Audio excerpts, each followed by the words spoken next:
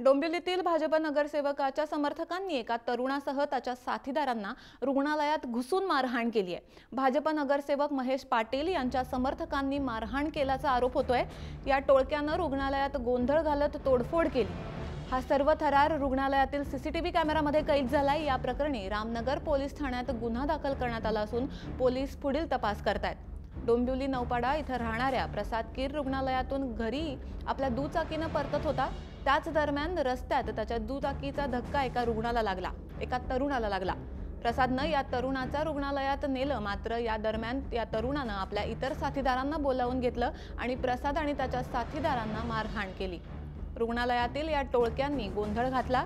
दरम्यान भाजप नगरसेवक महेश पाटील यांनी दुडगूस घालणारं टोळकं आपले कार्यकर्ते असल्याचा दावा केलाय।